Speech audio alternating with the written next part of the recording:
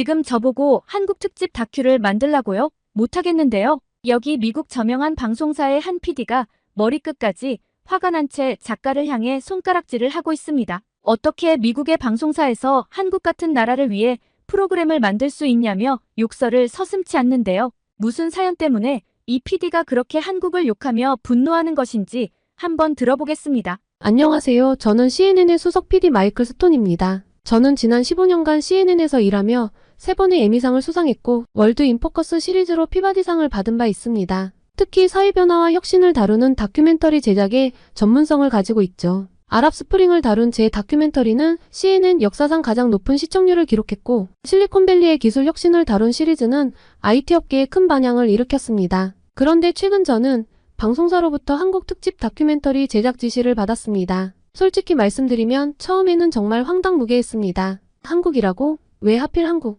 이라는 생각이 들었습니다. 저에게 한국은 그저 북한과의 갈등, 삼성, K-팝 정도로만 알려진 나라였습니다. 하지만 그까짓 게 CNN 다큐멘터리 주제가 될 만한가 싶었죠. 저는 편집장님께 항의도 해봤습니다. 시청자들이 과연 관심을 가질까요? 우리가 다룰 만한 더 중요한 주제들이 많잖아요. 하지만 편집장님은 단호했습니다. 진짜 감을 잃으신 게 분명했어요. 요즘 한국이 핫해. 우리도 트렌드를 따라가야지. 말도 안 되는 소리에 반박해봤자 씨알도 안 먹히더라고요. 결국 저는 마지못해 이 프로젝트를 맡게 되었습니다. 그렇게 한국행 비행기 티켓을 예매를 하고 일정을 짜는데 내심 짜증이 났어요. 지구 반대편까지 가서 뭘 취재한단 말입니까? 제작비가 너무 아까웠어요. 그래도 직업정신으로 최소한의 사전조사는 해야겠다 싶어 인터넷 검색을 시작했습니다. 역시나 처음에는 흥미로운 게 하나도 없었습니다. 한국전쟁, 급속한 경제성장, 재벌기업 뭐 이런 내용들이 대부분이었죠. 아, 이거 80년대 일본 특집 다시 찍는 건가?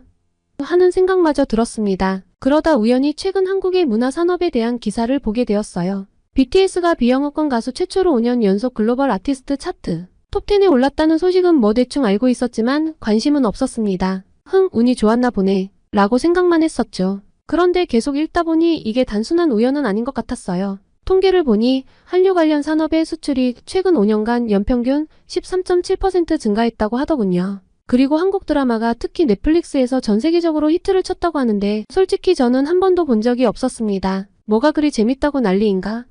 하는 의구심이 들었어요. 믿을 만한 자료인가? 싶었습니다. 이어서 경제 분야를 보니 한국의 조선업계가 전 세계 선박 발주량의 37%를 수주했다는 거예요. 아, 이것도 믿기 힘들어서 출처가 어딘지 보았는데 영국 BBC였습니다. 평정심을 찾고 계속 읽어보았어요. GDP의 90%가 제조업이라니 그 작은 나라에서 무슨 일이 일어난 거지? 이것 외에도 AI 분야에서도 한국이 급부상하고 있다는 둥?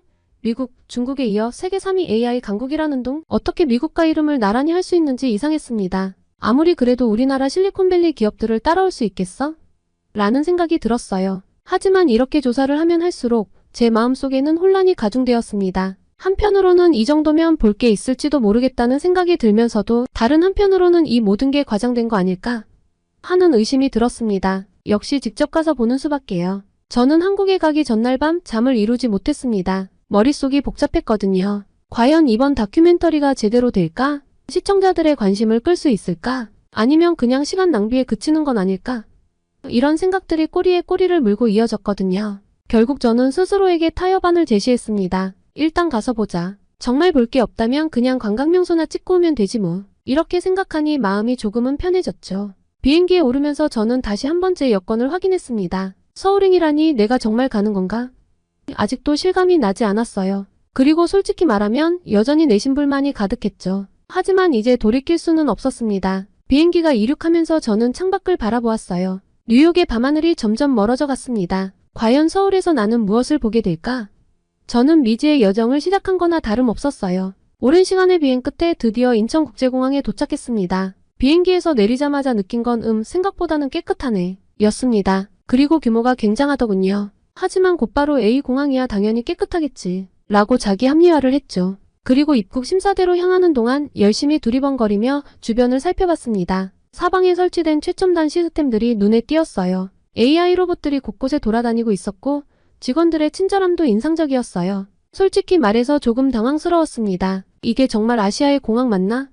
하는 생각이 들었거든요. 질서있고 깔끔하고 입국 수속도 어찌나 빠르던지 미국보다 시간을 많이 아낄 수 있었어요. 그렇게 수속을 마치고 수화물을 찾으러 가는 길에 화장실에 들렀는데 이게 또 놀라움의 연속이었습니다. 깨끗함은 물론이고 첨단 기술이 적용된 변기, 세면대, 심지어 화장실 문에 붙은 전자 디스플레이로 사용 여부를 알려주더라고요. 화장실에까지 이런 걸 왜 쓰지?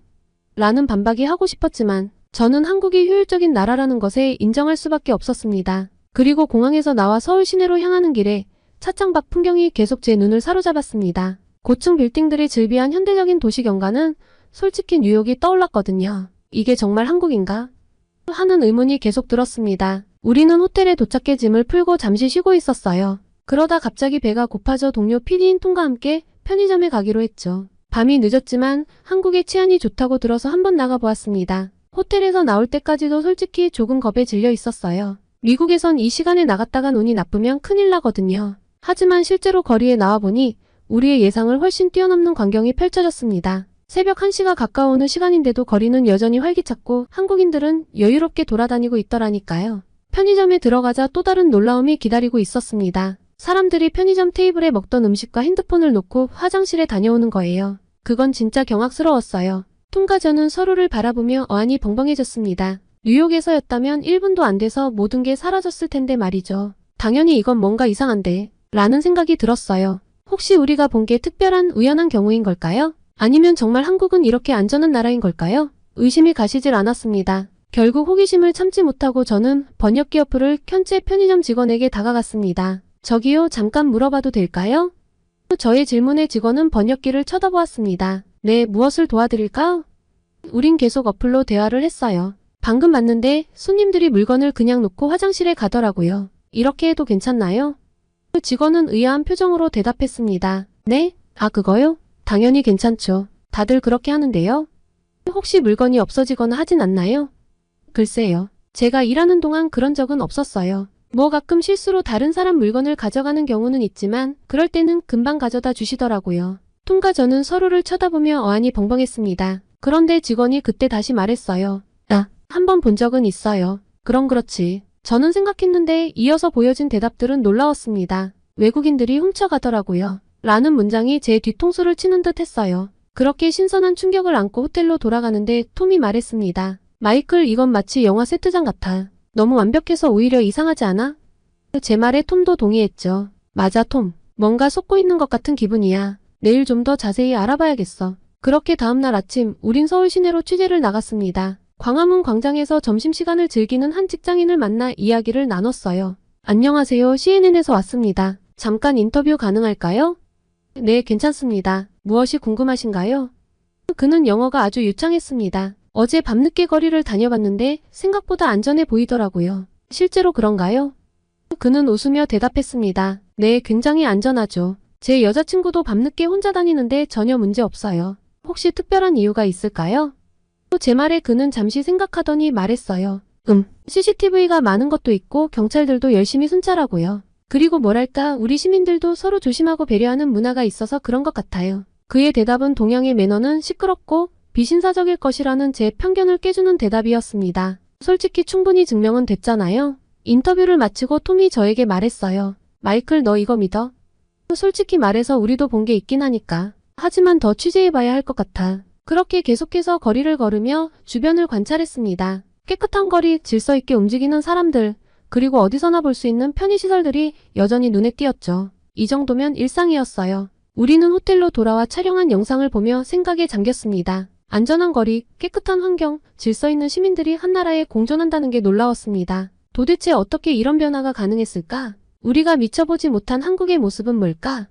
이런 질문들이 머릿속을 맴돌았습니다. 그리고 깨달았죠. 이제 겨우 한국의 겉모습을 보았을 뿐이라는 것을. 톰, 제가 말했어요. 내일은 더 깊이 파고들어야겠어. 표면적인 모습이 아닌 이 나라를 이렇게 만든 사람들의 이야기를 들어봐야 할 것 같아. 톰도 동의했습니다. 그래, 나도 그게 좋을 것 같아. 다큐에 담으려면 더 자세한 이야기가 필요하니까. 아직 의구심은 완전히 가시지 않았지만 적어도 이제는 호기심이 그 자리를 대신하고 있었어요. 한국에 대한 우리의 여정은 이제 막 시작된 것 같았죠. 다음날 우리는 아침 일찍 호텔을 나섰어요. 오늘의 첫 취재 목적지는 삼성전자 반도체 공장이었습니다. 솔직히 큰 기대는 하지 않았어요. 세계 최고 수준이라는 말이 과장이 아닐까 의심했거든요. 훌륭한 기업들이 얼마나 많은데요. 실리콘밸리도 아닌 이 작은 나라에서 무얼 기대할 수 있을까 생각했죠. 하지만 공장에 들어서는 순간 제 생각이 얼마나 편협했는지 깨닫게 되었어요. 눈앞에 펼쳐진 광경은 마치 미래에서 온 듯했습니다. 로봇들이 정확하게 움직이며 작업하고 있었고 사람의 손길은 거의 보이지 않았습니다. 우리의 안내를 맡은 김 부장은 영어로 설명을 했습니다. 여기서 우리는 3나노 공정 기술을 세계 최초로 상용화했습니다. 처음에는 믿기 어려웠어요. 3나노라니 정말 가능한 일일까요? 하지만 그의 자신감 넘치는 설명을 들으며 이것이 현실임을 받아들일 수밖에 없었어요. 근데 더 놀라운 건 이 기술을 가진 곳이 현재 삼성뿐이라는 사실이었습니다. 인텔이나 TSMC보다 앞섰다니 믿어지시나요? 저는 이걸 보지 않았다면 당연히 거짓말이라고 했을 겁니다. 어떻게 이런 기술을 개발할 수 있었는지 물었더니 김 부장은 끊임없는 투자와 연구 덕분이라고 대답했어요. 도대체 어떻게 투자했고 어떻게 연구한 걸까요? 정말 대단했습니다. 그렇게 공장 투어를 마치고 나오면서 저는 제가 알던 세상이 완전히 뒤집어진 것 같은 기분이 들었습니다. 한국이 정말 IT 강국이라는 말이 과장이 아니었구나 싶었죠. 미국만이 세계 강국이라는 것에 갇혀 있다면 아주 무서운 생각일 것입니다. 점심을 먹으러 가는 길에 우연히 한 카페를 발견했어요. 그런데 이 카페가 또 하나의 놀라움을 안겨주었습니다. 무인 카페라고 하더라고요. 우리는 의사소통이 불가능해 먹지 못할 거라 생각했는데 이게 또 영어나 일본어, 중국어로까지 매뉴얼이 있었습니다. 진짜 디테일에 미친 나라란 생각밖에 들지 않더군요. 그때 옆자리의 젊은이에게 번역기로 말을 걸었는데 또 영어를 하더라고요. 한국은 못하는 게 뭔가 싶었습니다. 이런 기술이 한국에서는 이미 일상이 되어가고 있다는 걸 알게 되었어요. 그는 AI 관련 스타트업에서 일한다고 했습니다. 한국의 젊은이들이 이런 변화를 어떻게 받아들이는지 물었더니 그는 우리는 변화에 빠르게 적응하는 편이에요. 새로운 기술을 두려워하기보다는 어떻게 활용할지 고민하죠.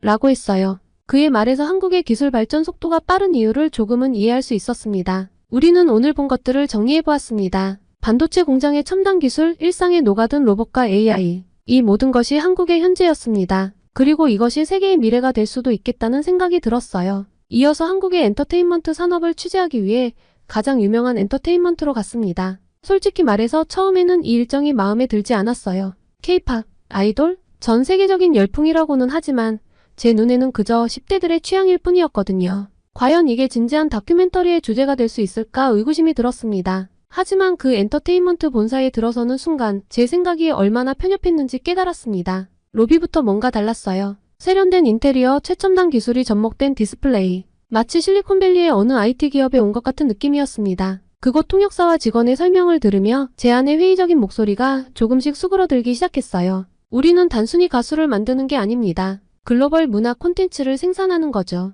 그의 말에 처음으로 관심이 생겼습니다. 회사 곳곳을 다니며 연습생들의 커리큘럼과 구축 시스템을 지켜보면서 저는 점점 더 놀라움을 감출 수 없었어요. 이건 단순한 노래와 춤의 연습이 아니에요. 외국어, 문화, 매너, 심지어 국제 정세까지 마치 외교관을 양성하는 것 같았습니다. 한국은 다른 방식의 산업을 생산하고 있는 거예요. 우리 아이돌들은 단순한 가수가 아닌 한국 문화의 대사 역할을 합니다. 김 팀장의 말에 고개를 끄덕이게 되더군요. 처음으로 K-팝의 세계적 성공이 우연이 아니었다는 걸 실감했습니다. 현장에서 만난 전문가들의 열정을 보며 제 생각이 또 한 번 바뀌었습니다. 그들에게 이건 단순한 비즈니스가 아니었어요. 자신들의 이야기를 세계에 알리고 싶어하는 진정성이 느껴졌거든요. 취재를 마치고 나오면서 K-팝과 한국 드라마의 성공이 단순한 우연이 아니라는 것, 그 뒤에는 치밀한 전략과 끊임없는 노력이 있다는 것을 깨달았습니다. 우리는 취재를 마친 후 호텔로 돌아가며 서울 높은 빌딩의 광고판들을 보며 생각에 잠겼습니다. 전 세계적으로 유명한 K-팝 스타들의 얼굴이 거리 곳곳에 걸려 있었어요. 이제야 한국이 왜 문화 강국으로 불리는지 조금은 이해가 되는 것 같았습니다. 이제 한국은 제 눈에 단순한 아시아의 작은 나라가 아니라 세계 문화의 새로운 중심으로 떠오르는 나라로 보이기 시작했어요. 저는 내일은 또 어떤 놀라움이 기다리고 있을지 기대 반 걱정 반의 마음으로 잠자리에 들었습니다. 다음날 우리는 일찍 서울시청으로 향했어요. 꽤 으리으리하더라고요. 오늘은 서울의 스마트시티 프로젝트에 대해 소개해드리겠습니다. 우리의 스마트시티는 단순한 기술 과시가 아닙니다. 시민들의 실질적인 삶의 질 향상이 목표죠. 담당자의 말에 저는 속으로 조금 비웃었어요. 뉴욕이나 샌프란시스코에 비하면 얼마나 뒤떨어져 있을까 하는 생각이 들었거든요. 하지만 역시나 한국이었어요. CCTV와 AI를 활용한 범죄 예방 시스템, 빅데이터 기반의 대중교통 최적화, IoT 센서를 이용한 미세먼지 모니터링 등 다양한 프로젝트를 보며 감탄만 나오더군요. 특히 인상 깊었던 건 스마트 횡단보도 시스템이었어요. 보행자가 다가오면 자동으로 신호가 바뀌고 야간에는 바닥에 LED가 켜져 안전을 확보한다고 하더군요. 정말 생활 속에 모든 아이디어가 묻어 있었어요. 톰이 물었습니다. 이런 첨단 기술을 시민들이 거부감 없이 받아들이나요? 미국이었다면 프라이버시 침해 논란이 일었을 텐데. 그는 미소를 지으며 대답했습니다. 물론 처음에는 우려도 있었죠. 하지만 우리는 모든 과정에 시민들을 참여시켰어요. 그들의 의견을 듣고 함께 결정을 내렸죠. 이 말을 듣고 더욱 궁금해졌습니다. 시민 참여라고요? 구체적으로 어떤 방식인가요? 네, 우리는 서울 디지털 민주주의 플랫폼을 운영하고 있어요. 시민들이 직접 정책을 제안하고 투표하고 실행 과정에 참여할 수 있죠. 작년에는 이 플랫폼을 통해 제안된 정책 중 72개가 실제로 채택되었어요. 이 말을 듣는 순간 제 머릿속에서 무언가가 딸깍하고 맞아떨어지는 느낌이 들었습니다. 이것이 바로 진정한 민주주의의 모습이 아닐까? 미국의 현실과 비교하니 마음이 복잡해졌습니다. 우리나라에서는 이런 직접 민주주의가 가능할까?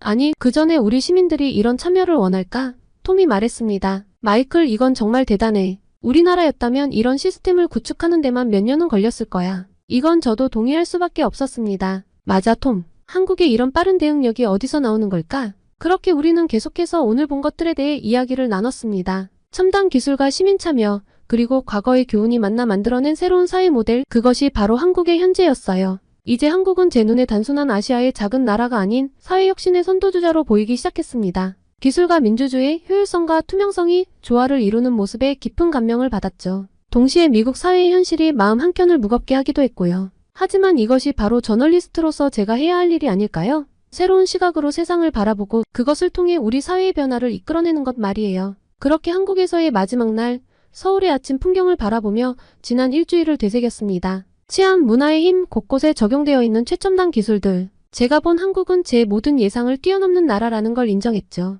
미국으로 돌아오는 비행기 안에서 머릿속은 이미 다큐멘터리 제작으로 가득 찼습니다. 어떻게 하면 한국의 역동성과 혁신을 제대로 전달할 수 있을까? 더 중요한 건 우리가 한국에서 배운 것들을 어떻게 미국 사회에 적용할 수 있을까? 우리는 뉴욕에 도착하자마자 편집실로 직행했어요. 밤을 새워가며 영상을 편집하고 나레이션을 녹음했습니다. 한국의 모습을 있는 그대로 전달하고 싶었어요. 1부작 편성을 늘려 2부작으로 뽑았죠. 그들의 성공 뒤에 숨겨진 노력과 혁신, 그리고 그 과정에서의 시행착오까지 모두 담고 싶었거든요. 다큐멘터리가 방영되고 나서 반응은 폭발적이었습니다. 시청률은 예상을 훨씬 뛰어넘었고 소셜미디어에서는 뜨거운 토론이 벌어졌죠. 우와, 한국이 이렇게 발전했다니 놀라워요. 우리도 저런 스마트 시티 시스템을 도입할 수 없을까요? K-팝만 알았는데 한국의 기술력이 대단하네요. 하지만 동시에 비판적인 의견도 있었습니다. 저런 감시 시스템은 개인의 자유를 침해하는 거 아닌가요?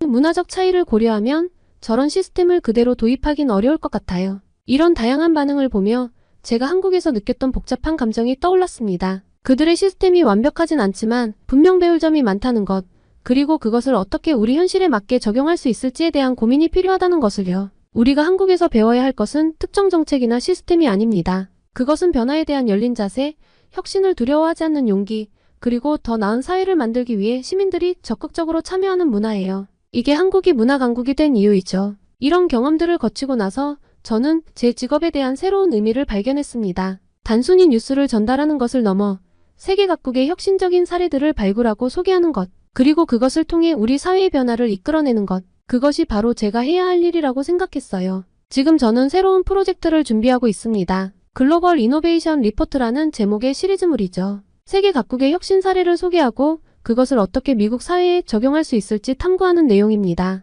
한국에서의 경험은 제 인생의 터닝포인트가 되었어요. 완전히 다른 시각을 선사했죠. 저는 이제 세계를 새로운 눈으로 바라보고 있어요. 그리고 그 시선으로 미국의 현재를 다시 보게 되었습니다. 우리에겐 변화가 필요합니다. 그 변화는 어쩌면 우리가 미처 주목하지 않았던 곳에서 시작될지도 모르니까요. 이 모든 변화의 시작점에서 저는 한국어 공부도 시작했어요. 한국과 미국 사이의 프로그램을 계속 만드는 전문 저널리스트가 되고 싶다는 계획도 생겼거든요. 쉽지 않은 도전이지만 한국에서 배운 끈기와 열정으로 꼭 해내고 말겠습니다. 오늘도 저는 스스로에게 질문을 던집니다. 우리는 어떻게 더 나은 사회를 만들 수 있을까?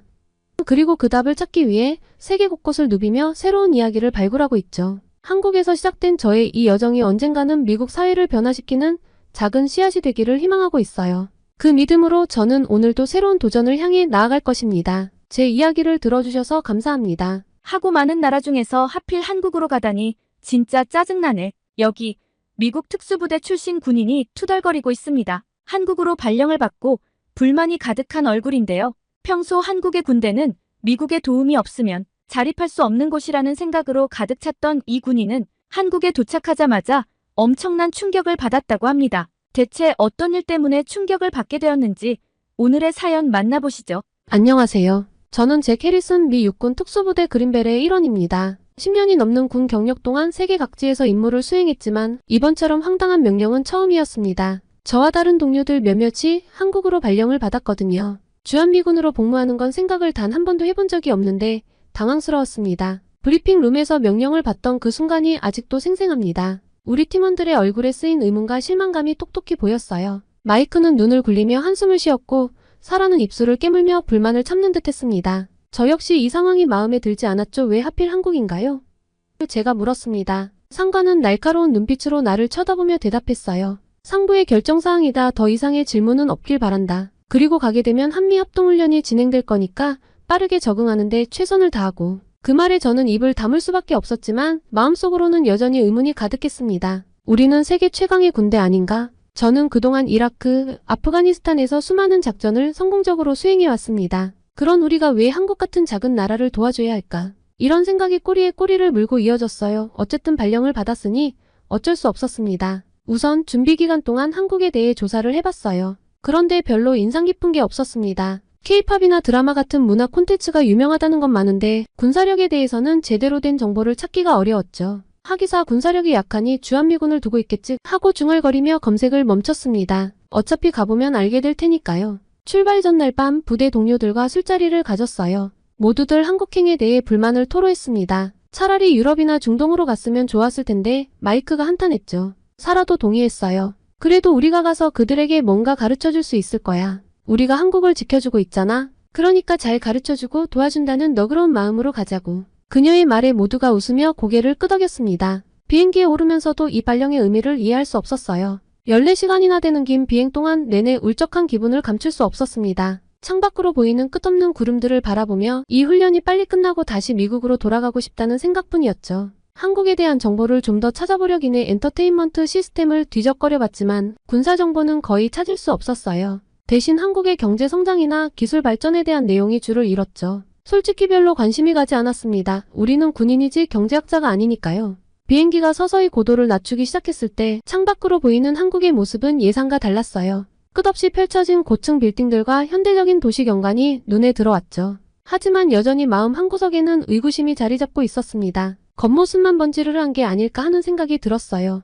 인천국제공항에 착륙하기 직전 저는 팀원들에게 마지막으로 당부의 말을 전했습니다. 우리는 세계 최강의 특수부대다. 그들에게 우리의 실력을 보여주자. 모두가 고개를 끄덕이며 동의했어요. 우리의 자부심은 여전히 높았고 한국군을 가르쳐줄 준비가 되어 있었죠. 비행기 문이 열리고 한국의 공기가 느껴지는 순간 왠지 모를 긴장감이 몰려왔어요. 이제부터 시작될 한국에서의 경험이 어떨지 솔직히 궁금해지기 시작했습니다. 하지만 여전히 내 마음 한켠에는 어차피 큰 기대는 하지 말자는 생각이 자리 잡고 있었죠. 입국장으로 향하는 동안 주변을 둘러보니 공항의 규모가 생각보다 크다는 걸 느꼈어요. 하지만 여전히 미국의 공항들과 비교하며 평가절하려는 마음이 들었습니다. 겉만 번지르르 하겠지라는 생각을 지울 수 없었고요. 입국 수속을 밟으면서도 계속해서 주변을 관찰했습니다. 직원들의 영어 실력이 꽤 훌륭하다는 점에서 조금 놀랐지만 여전히 큰 감흥은 없었어요. 이 정도야 당연하지라는 생각이 들었죠. 짐을 찾고 나와 대기실로 향하는 동안 팀원들과 작은 대화를 나눴습니다. 생각보다 깨끗하네. 마이크가 말했어요.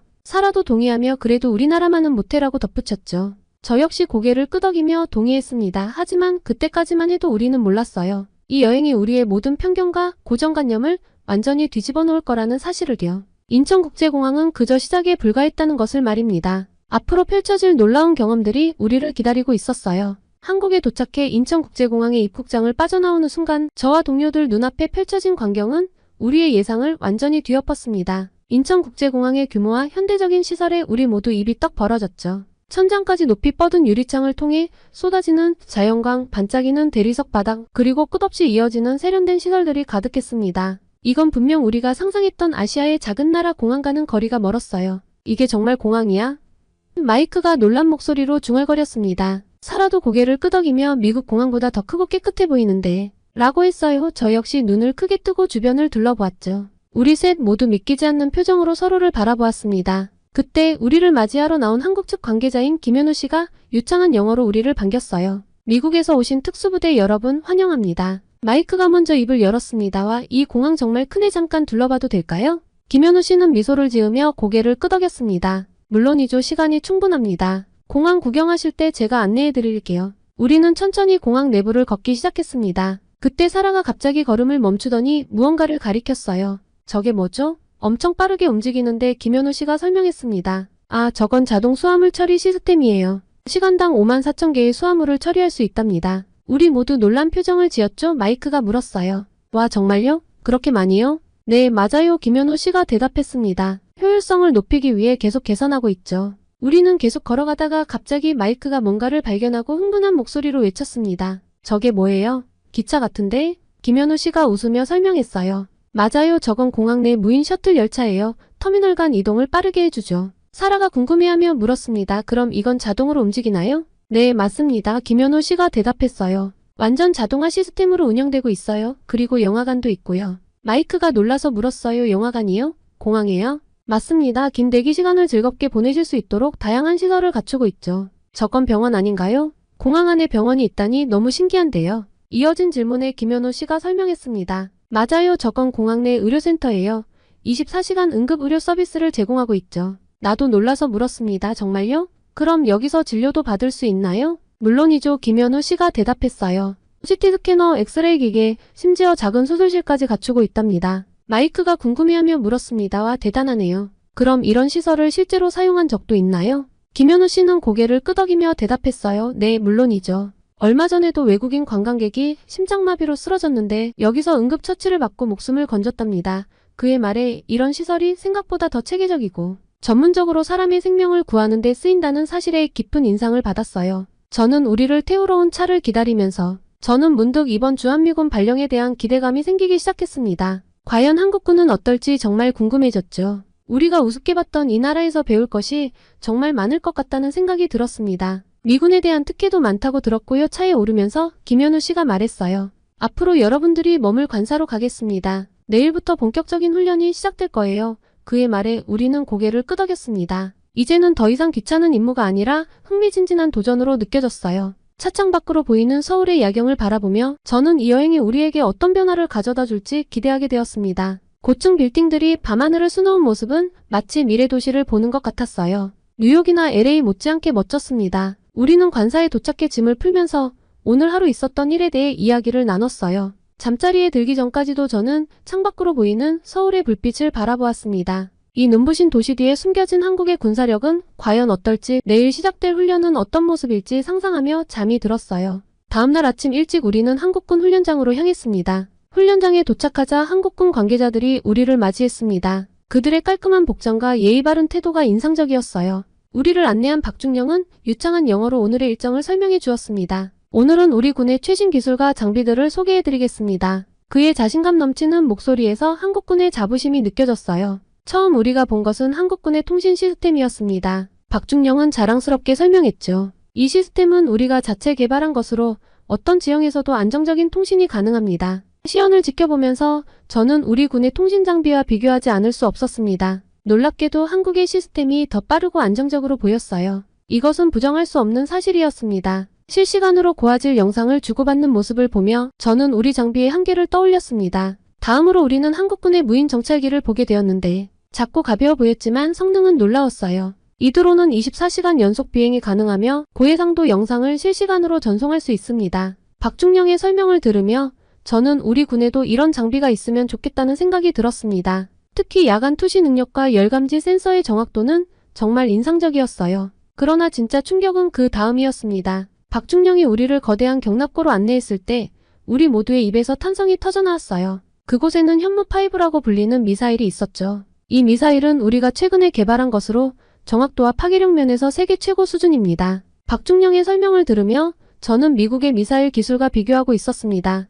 현무5를 자세히 살펴보면서 저는 놀라운 사실들을 알게 되었습니다. 이 미사일은 초음 속으로 비행할 수 있으며 다중 탄두를 탑재할 수 있다고 했어요. 더욱 놀라운 것은 정확도였습니다. 박중령은 이 미사일이 수미터 오차 범위 내에 목표물을 타격할 수 있다고 설명했어요. 이는 우리 군의 일부 미사일보다도 뛰어난 성능이었죠. 아니, 한국이 언제 이렇게 강력한 국사력을 갖춘 거죠? 이런 생각을 하는 내 자신이 믿기지 않았습니다. 불과 며칠 전만 해도 한국의 군사력을 우습게 여겼는데 말이에요. 현무5를 보며 저는 한국의 기술력을 완전히 잘못 판단했다는 것을 깨달았습니다. 이 미사일 하나만으로도 한국은 세계적인 군사 강국임이 분명했어요. 한국의 현무5를 직접 눈앞에서 보았을 때 우리는 모두 숨을 멈췄습니다. 그 압도적인 크기와 정교한 디자인은 우리가 알던 어떤 미사일과도 달랐어요. 특히 현무5의 다중 탄도 시스템은 우리에게 큰 충격을 주었습니다. 한 번의 발사로 여러 목표를 동시에 타격할 수 있다니 이는 전략적으로 엄청난 이점이었죠. 한국은 도대체 언제 이렇게 고도의 군사력을 갖추게 된 걸까? 말이 안 나오더라고요.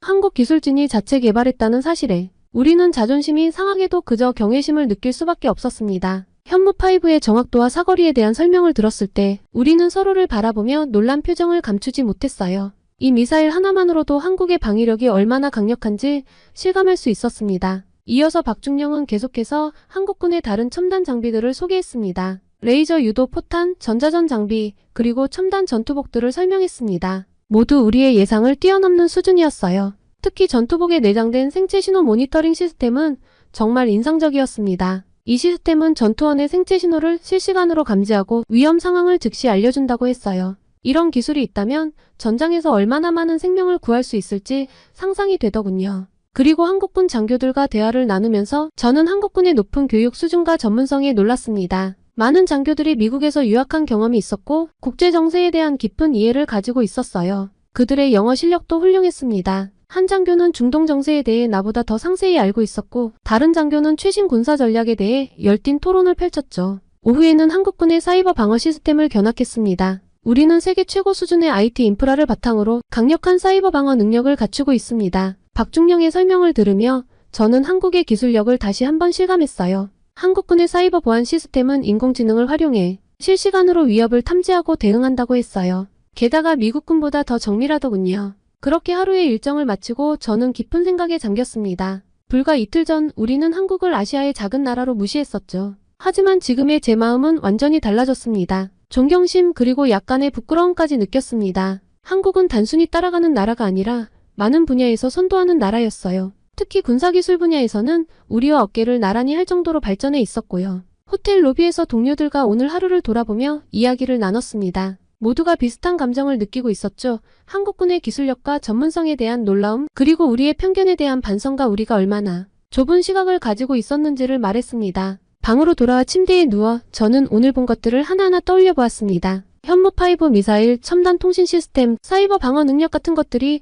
우리가 알고 있던 한국의 이미지와는 너무나 달랐어요. 한국은 단순히 경제 강국이 아니라 군사기술 분야에서도 세계를 선도하는 국가였습니다. 이런 사실을 몰랐던 우리의 무지가 부끄러워졌어요. 문득 궁금해졌습니다. 우리가 한국에 대해 모르는 것이 얼마나 더 많을까? 이런 생각을 하니 앞으로의 훈련이 더욱 기대되기 시작했어요. 우리가 배울 수 있는 것이 훨씬 더 많을 것 같다는 예감이 들었죠. 한국군의 훈련 방식, 전략, 그리고 그들의 군사, 철학까지 모두 새롭게 아마도 직접 경험하지 않으면 이해하기 힘들 겁니다. 이틀 만에 이렇게 크게 바뀐 저의 생각들을 정리하며 나는 앞으로의 훈련이 더욱 기대되기 시작했습니다. 한국은 우리에게 더 많은 것을 보여줄 준비가 되어 있는 것 같았고 우리는 이제 그것을 받아들일 준비가 되어 있었어요. 이 경험이 우리 군에 어떤 영향을 미칠지 그리고 우리가 어떻게 변화할지 궁금해졌습니다. 새벽 4시 우리는 한국 특수부대의 훈련에 본격적으로 동참하기 위해 기상했습니다. 아직 어둠이 가시지 않은 시간 한국군 훈련장으로 향하는 길에 나는 약간의 긴장감을 느꼈어요. 우리가 세계 최고의 특수부대라고 자부해왔지만 지난 이틀간의 경험으로 한국군에 대한 기대가 높아져 있었거든요.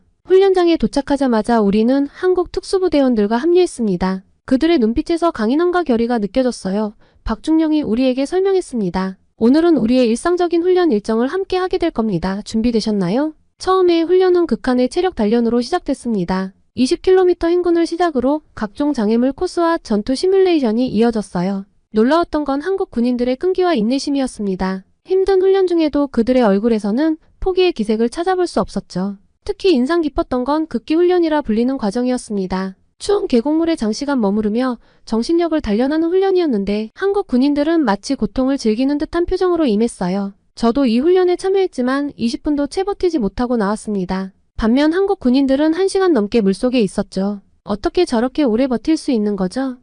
내가 물었습니다. 옆에 있던 한국군 상사가 대답했어요. 우리에겐 이게 단순한 훈련이 아닙니다. 국가를 지키겠다는 사명감으로 하는 거죠. 그의 말에 나는 깊은 감동을 받았습니다. 그들에겐 이 모든 게 국가를 위한 헌신이었던 거예요. 그리고 점심시간에 우리는 한국군의 전투식량을 먹어볼 기회를 가졌습니다. 놀랍게도 그 맛이 꽤 좋았어요. 미국 전투식량보다 훨씬 맛있어서 우리끼리 눈빛을 교환하는데 박중령이 설명을 덧붙였습니다. 이건 단순한 식량 공급이 아니라 군인들의 사기를 높이는 수단이기도 합니다. 작은 부분까지 군인들을 배려하는 모습에 감탄했습니다. 이어진 오후 훈련은 더욱 강도 높았어요. 실전을 방불케 하는 시가전 훈련이 이어졌고 우리는 한국군과 함께 팀을 이뤄 임무를 수행했습니다. 그들의 팀워크와 전술 운용 능력은 정말 대단했어요. 특히 의사소통 없이도 서로의 의도를 파악하고 움직이는 모습은 오랜 시간 함께 훈련한 결과임을 느낄 수 있었죠. 그때였습니다. 건물 사이를 빠르게 이동하던 중 내 동료 마이크가 갑자기 비명을 지르며 쓰러졌습니다. 급하게 달려가 보니 그의 다리에서 피가 흐르고 있었어요.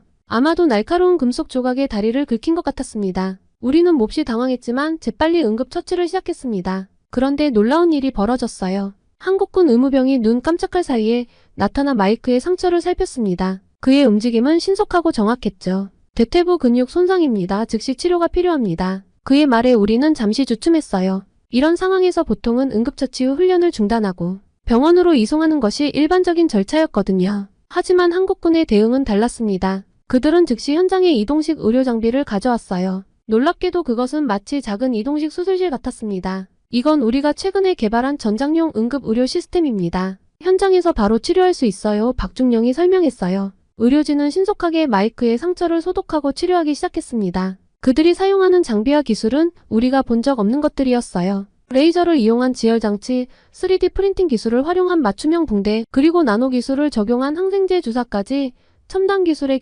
결정체였습니다. 이런 장비들은 우리 군에서 자체 개발한 거예요. 전장에서의 신속한 치료와 복귀를 목표로 만들어졌죠. 한 군의관이 설명해 주었습니다. 저는 그 말을 듣고 깊은 감명을 받았어요. 그들은 단순히 치료하는 것을 넘어 군인들이 최대한 빨리 임무에 복귀할 수 있도록 모든 것을 고려하고 있었던 거예요. 놀랍게도 30분도 채 지나지 않아 마이크의 치료가 거의 끝나가고 있었습니다. 이제 곧 움직일 수 있을 거예요. 하지만 오늘은 무리하지 말고 쉬는 게 좋겠습니다. 군의관의 말에 마이크는 오히려 아쉬워하는 표정을 지었습니다. 이 사건을 통해 우리는 한국군의 또 다른 면을 보게 되었습니다. 그들의 첨단 의료기술과 신속한 대응 능력은 정말 감탄할 만한 수준이었어요. 동시에 그들의 배려심도 느낄 수 있었습니다. 훈련 중 발생한 사고였지만 그들은 우리를 자신들이 동료처럼 대하며 최선을 다해 치료해 주었으니까요. 한국군의 강인한 정신력뿐만 아니라 그들의 첨단 기술과 효율적인 시스템까지 모든 면에서 우리가 배울 점이 많다는 걸 깨달았어요. 특히 의료 분야에서의 그들의 발전은 정말 놀라웠습니다.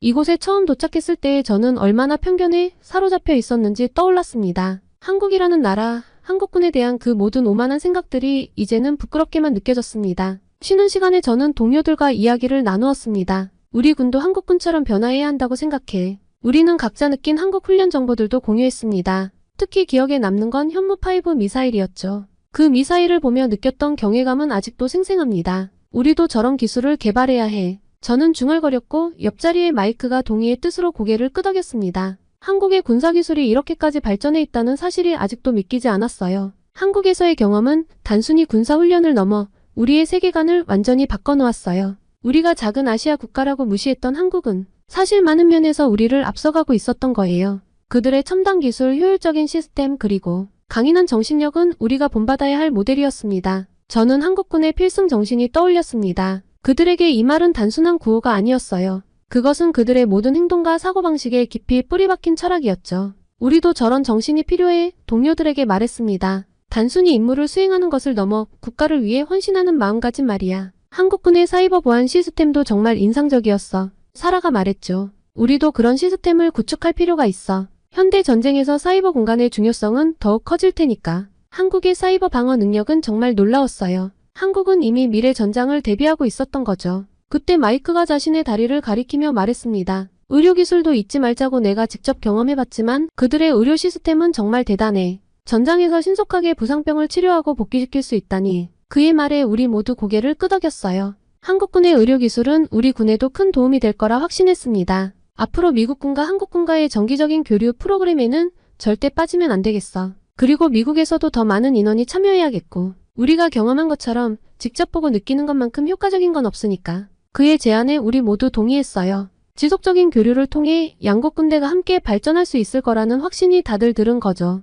우리가 한국에 대해 완전히 잘못 알고 있었고 한국군에게서 배울 점이 정말 많다는 것, 특히 한국군의 기술력과 정신력은 우리 군이 본받아야 할 모델이라는 점을 우리 모두 인정할 수밖에 없었습니다. 본부로 향하는 길, 우리 셋은 서로를 바라보며 미소 지었습니다. 이제 우리에겐 새로운 시작이 기다리고 있었어요. 한국에서 배운 기술, 정신, 그리고 열정을 우리의 것으로 만들어 더 강한 군대, 더 나은 나라를 만들어 나가는 것. 그것이 바로 우리의 새로운 임무였습니다. 한국이라는 나라, 한국군과 협력하여 주한미군으로 주둔하는 동안 우리 특수부대 동료들은 더 발전할 것입니다. 한국이 우리에게 준 이 값진 교훈을 결코 잊지 않을게요. 고맙습니다, 한국. 저는 계속 앞으로도 한국의 군사력과 국방력에서 느낄 무궁무진한 것들을 기대하며 제 사연은 여기서 마치겠습니다.